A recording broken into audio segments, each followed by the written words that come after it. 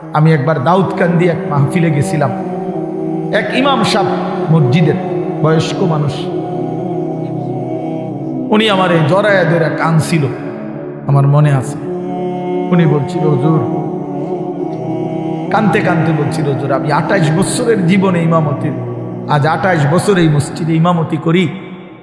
আমার জীবনের কত স্বপ্ন, কত আশা, বাচ্চাদের কত আবদার, বউ বাচ্চার কত চাওয়া পাওয়া, কিছুই পূরণ করতে পারি নাই হুজুর। অল্প কয়টা টাকা বেতন পাই, টানা হেসরা করে জিন্দিগিটা কাটাইছি হুজুর। বাকি হুজুর আপনারে মহব্বত করি, আপনার কাছে আমি জানতে চাই আমার এই কষ্টের বিনিময়ে আমি আখেরাতে পাবো কিনা। আমি কি বলবো, আমিও কাঁদছি তখন। হায় হুজুর, কি বললেন? চোখটা বন্ধ হলে দেখবেন আপনি আখেরাতে বাদশাহ।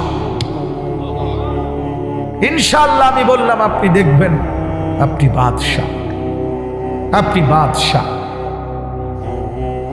যারা আপনার এই দুনিয়াতে মূল্যায়ন করে নাই, সেদিন তারা আফসোস করে, আফসোস করে। তো এই জন্য বললাম, আল্লাহ তাআলা ওই ইমানদার বান্দাকে বলবে, আমার বান্দা, দুঃখে ভরা জীবনটা কাটাই আসছো, ঠিক না?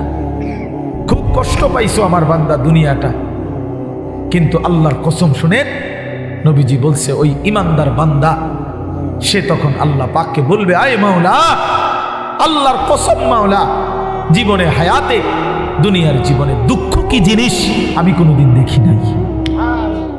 প্রিয় বন্ধু, 10 সেকেন্ডের জান্নাতের আরাম বাতাস তার 70 বছরের দুঃখ ভুলায়।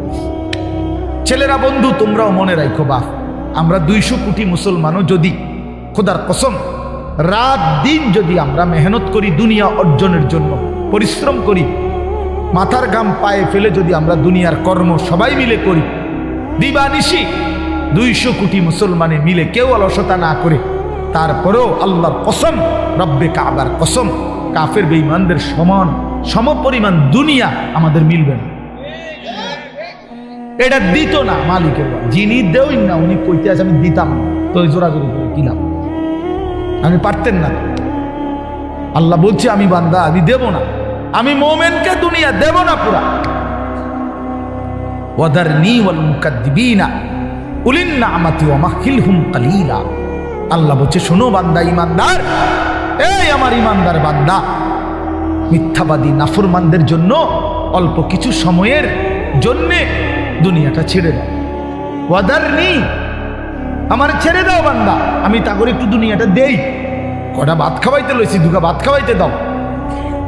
কতদূর বাদগ্রস্ত একটা বিল্ডিং, একটা মোটরসাইকেল, একটা প্রাইভেট কার, কতক্ষণ এই বেড়া বেড়ি দফাদফি ফালাফালি করতে দাও বান্দা। কত 60 বছর, 65 বছর, 70 বছর বান্দা, এরকম করো কা 60-70 বছরের লেগা দুনিয়া করে ছেড়ে দাও।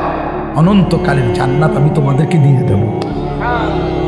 আখেরাতে গেলে দেখবা, আহা, কোরআন শরীফে আছে, খোদার কসম বাপ, নাফরমানকে জিজ্ঞেস করা হবে, হে বেঈমান, দুনিয়ায় কতক্ষণ ছিল তো 60 বছর, 70 বছর, কিন্তু আখেরাতের দৃশ্য দেখে সে বলবে, লাবিসনা ইয়াওমান আও বা'দা ইয়াওমিন, হায় মাওলা, হয়তো একদিন ছিলাম, অথবা একদিনের অর্ধেক বা কিছু অংশ ছিল।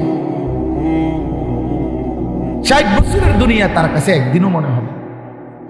হাদিসের মধ্যে আছে, বিশ্বাস করেন বাপ, আমি নিজে পড়ছি, পড়াইছি, আল্লাহর নবী সাল্লাল্লাহু আলাইহি সাল্লাম বলছেন, কোন নাফরমান যে মৃত্যু পর্যন্ত দুনিয়াতে কোনোদিন 1 মিনিটের জন্য দুঃখ দেখে নাই, সুখের সাগরে ছিল, কোনোদিন দুঃখ পায় নাই, এমন অথচ নাফরমান পাপী, আল্লাহ তাআলা ফেরেশতাকে বলবে, আমার এই নাফরমান বান্দাকে জাহান্নামের বাহিরটা একটু হাঁটাইয়া আনো, আর জাহান্নামের একটা দরজার সামনে একটু দাঁড় করাইও।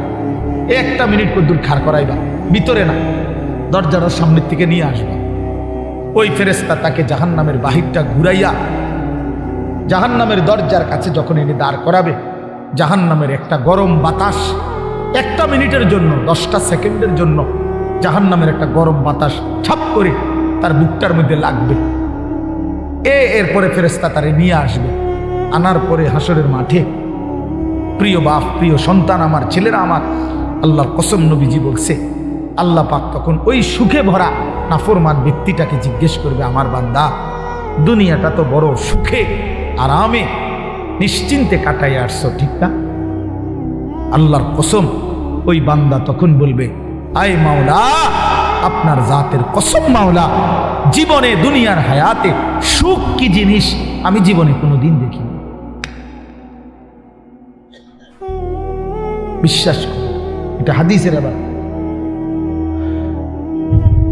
আমি ব্যক্তিগতভাবে খামখেয়ালি কথা কম বলি, এটা হাদিস। অর্থাৎ জাহান্নামের 10 সেকেন্ডের ওই দরজার মুখের একটু গরম বাতাস তার 60 বছরের 70 বছরের সুখ 1 মিনিটে 1 সেকেন্ডে 10 সেকেন্ডে ভুলে গেছে, সব ভুলে গেছে। আল্লাহ তাআলা ফেরেশতাকে আবার বলবে একজন ইমানদার বান্দাকে দিয়ে, যে বান্দা জীবনে কোনোদিন মৃত্যু পর্যন্ত সুখ পায় নাই, দুনিয়া কষ্টে কষ্টে জীবন কাটাইছে, কিন্তু আল্লাহকে ছাড়ে নাই, আল্লাহর বন্দিগি ছাড়ে নাই, অভাবের সংসারে, দুঃখ কষ্ট যন্ত্রণার সংসারে নামাজ ত্যাগ করে নাই, আল্লাহকে নারাজ করে নাই। আল্লাহ পাক বলবে, ফেরেশতা আমার এই ইমানদার বান্দাকে জান্নাতের চারদিকে একটু হাঁটাইয়া আনো, আর লাস্টে একটু দরজার মুখে দাঁড় করাইয়া আনবা। এই বান্দাকে সারা জান্নাতের চারদিকে ঘুরাইয়া দরজার সামনে যখন আনবে, তো 10 সেকেন্ডে জান্নাতের একটা আরামদায়ক বাতাস তার বুকে আইসা লাগবে। এরপরে তাকে আল্লাহর সামনে আনা হবে। মহান আল্লাহ পাক রব্বুল আলামিন সেই বান্দাকে বলবে, আমার বান্দা, দুনিয়ার জীবনটা আমার মুমিন বান্দা বড় কষ্ট করে আসছো বান্দা, কত সুদের টাকা, ঘুষের টাকা, কত হারাম টাকার সুযোগ ছিল, কামাই করো নাই।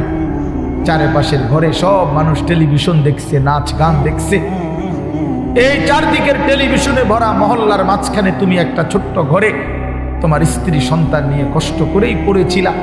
ছেলেটাকে টাইনা ধরছো, মেয়েটাকে ফিরাইছো, ছোট বাচ্চাটাকেও কোনোদিন টেলিভিশন, নাচ গান, হারামের মধ্যে ঢুকতে দেই নাই। আমি একবার দাউদকান্দি এক মাহফিলে গেছিলাম, এক ইমাম সাহেব মসজিদের বয়স্ক মানুষ, উনি আমার এই জড়ায় ধরে কাঁদছিল, আমার মনে আছে। উনি বলছিল, হুজুর, কানতে কানতে বলছিল, হুজুর আমি 28 বছরের জীবনে ইমামতি, আজ 28 বছর এই মসজিদে ইমামতি করি, আমার জীবনের কত স্বপ্ন, কত আশা, বাচ্চাদের কত আবদার, বউ বাচ্চার কত চাওয়া পাওয়া, কিছুই পূরণ করতে পারি নাই হুজুর। অল্প কয়টা টাকা বেতন পাই, টানা হেসরা করে জিন্দিগিটা কাটাইছি হুজুর। বাকি হুজুর আপনারে মহব্বত করি, আপনার কাছে আমি জানতে চাই আমার এই কষ্টের বিনিময়ে আমি আখেরাতে পাবো কিনা। আমি কি বলবো, আমিও কাঁদছি তখন। হায় হুজুর, কি বললেন? চোখটা বন্ধ হলে দেখবেন আপনি আখেরাতে বাদশাহ। ইনশাআল্লাহ আমি বললাম, আপনি দেখবেন আপনি বাদশাহ, আপনি বাদশাহ। যারা আপনার এই দুনিয়াতে মূল্যায়ন করে নাই, সেদিন তারা আফসুস করে, আফসুস করে।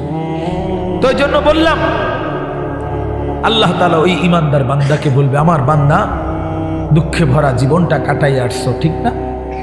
খুব কষ্ট পাইছো আমার বান্দা দুনিয়াটা, কিন্তু আল্লাহর কসম শুনেন, নবীজি বলছে ওই ইমানদার বান্দা সে তখন আল্লাহ পাককে বলবে, আয় মাওলা, আল্লাহর কসম মাওলা, জীবনে হায়াতে, দুনিয়ার জীবনে দুঃখ কি জিনিস আমি কোনোদিন দেখি নাই।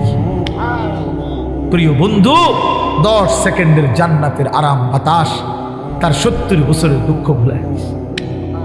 আর ওই নাফরমানকে 70 বছরের সুখ জাহান্নামের 10 সেকেন্ডের গরম বাতাস ভুলে গেছে। এর নাম আখিরাত। আপনি এটাকে খামখেয়ালি মনে করেন, ছেলেরা তোমরা খামখেয়ালি মনে করো, এটা রূপকথা না। কোরআন শরীফের এই কথাগুলো গল্প, কথা বলেন না, এগুলো রাসূলুল্লাহ সাল্লাল্লাহু আলাইহি ওয়াসাল্লামের এই কথাগুলো গল্প, কিচ্ছা। তো এগুলো যদি অযৌক্তিক হইতো, অবাস্তব হইতো, তো তোমরা যদি বুঝছো যেটা অযৌক্তিক, অপ্রয়োজনীয়, তা আমরা বুঝতে পারতাম না, আমরা ভাত খাই নাই। কথা বলেন, তুমি জেনারেল লাইনে পড়ালেখা করছো, তুমি বেশি পড়ছো, আমরাও তো পড়ছি বেটা, আমরাও তো পড়ছি, আমরাও তো জেনারেল লাইনে পড়ালেখা করছি বেটা। আমি তো কুমিল্লা ভিক্টোরিয়া কলেজ থেকে মাস্টার্স পাস করছি, এসএসসি দাখিলে বিজ্ঞান বিভাগ থেকে, সায়েন্স থেকে তো 1998 ইংরেজিতে সমগ্র বাংলাদেশে সর্বশ্রেষ্ঠ নাম্বার পেয়ে ফার্স্ট স্ট্যান্ড করছি, 1 নাম্বার সারা বাংলাদেশে।